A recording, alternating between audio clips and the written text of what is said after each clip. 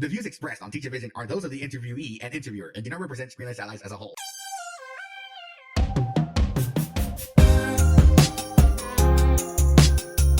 Hello there, and welcome to Teachavision, where everyone has a different vision of learning, episode number 25. My name is Jose Briseño, and today, continuing the interview with the founder of Dancing Dots, Mr. Bill McCann, we're going to hear all about user experiences with the software that he developed, along with a very embarrassing story that involved yours truly. It also answers the question of how did I get into technology in the first place, and how did I get into actually starting to want to help people with their technology? All that and more on this episode of Teachavision by Screenless Allies.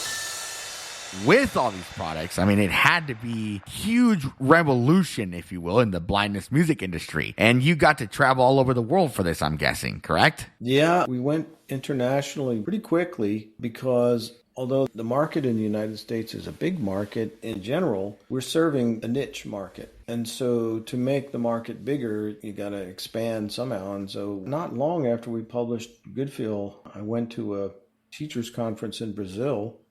And then later that year, we went to a show, we call them shows, conference in England, and, picked up customers there. So I think we have customers for Goodfeel now in 52 countries or more. Wow.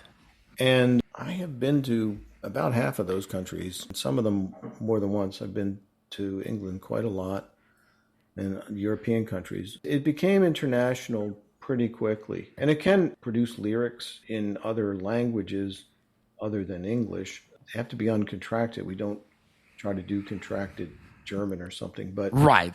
But yeah, we can do UEB now. That's a big deal with our latest version of Goodfeel. It does Unified English Braille so that if you have a student looking at the titles or the lyrics, they're looking at the Braille code that they've learned in their other classes. Oof, UEB. Yeah, all right. I'm in that vicinity of because UEB did not come in until I graduated high school in 2013. So I'm so used to having the literary Braille code that I came to know and love. Now, what is something, since you travel all over the world, what's a good story that stood out for you that you can say, oh my gosh, that is an awesome experience. That was an awesome experience for me to witness or to go through at that point? Well, there's some funny ones and there's some really kind of touching ones. One of the most touching ones was, I remember one time calling this girl in Paris, and she was trying to use the demo version of our software, and she was having some technical difficulties, and I talked her through whatever we had to do. Mm-hmm. And she had a Braille Blazer. She hit the button, and I heard the Braille Blazer start. A lovely girl, and she spoke English pretty well, with a charming French accent, of course. But when the Braille started coming out of the machine, and she was reading the Braille, and she was saying, I think the Braille print is working. I can't do a good French accent. I don't know what I sound like. But 2 hours later. I know. I can't do it. But she says, the Braille is coming. It's Braille music. And she just lost it. And she just started crying. And I was just like, wow. This is pretty fun, because it just hit her really hard. Like, this is happening. Like, this is real.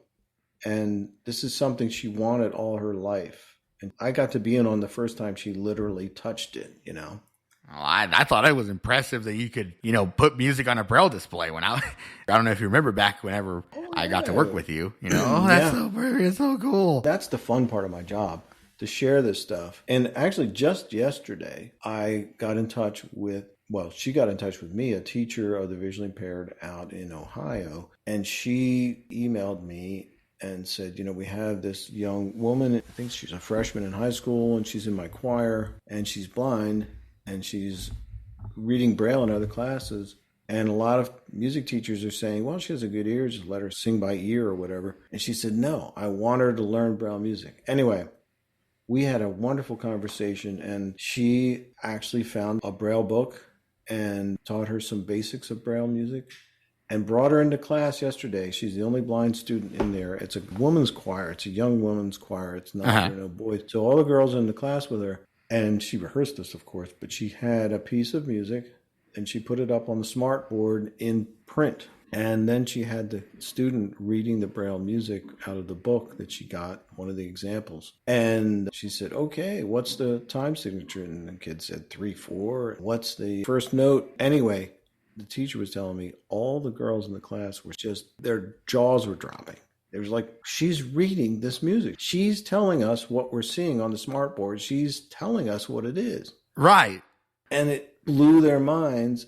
And I was saying, this teacher gets it because she understands about literacy and, people getting the information and what a difference it makes to them. But what I hadn't thought about was what a difference it made to those other students, because they now appreciate this girl who sings in their chorus in a whole new way. This is like, again, it gets back to like, there's a person in there. There's something going on, like somebody's thinking in there. This is not just a blind kid. girl. Yeah, that good at singing. It's more than that. That's pretty cool. Now, what was one of the funny stories? I think I know where you're going to go with this, actually. You got to travel around the world, like I said, and you said you had funny experiences. Yes. What is, you gave me a touching experience. Now give me a funny experience. I know where you're going with this. Well, I can, there's a personal memory that you may have. When you're a teacher, this has nothing to do with the blindness thing, but you always have eager students. They want to help. Now, my wife taught me this thing that sighted people do. You might know, where you say a word and then you make these quotation marks. Oh yeah, you put a quote unquote help. Right.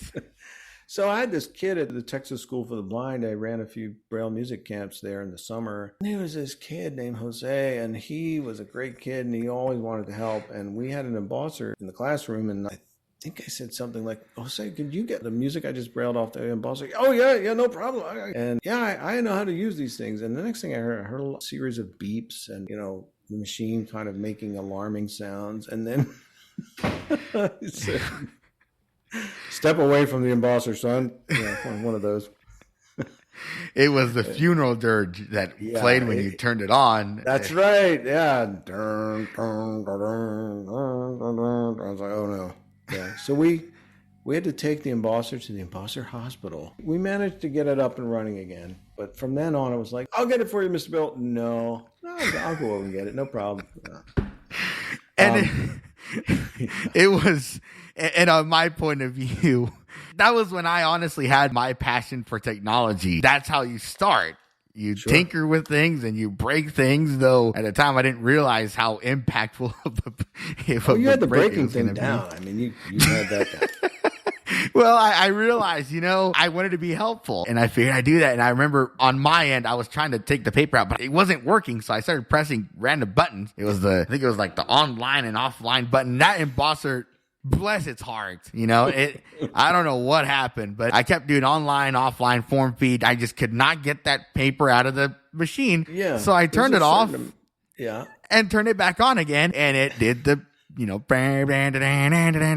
was like, uh-oh. And I remember whenever I did that, Mr. Bill was like, uh-oh, Jose? And I was like, yeah, so the embosser isn't working, sir. I've been trying to get this figured out.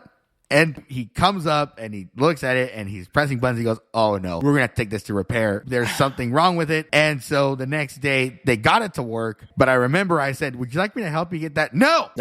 Don't touch the embosser. No, get away from it. Yeah. Stay there.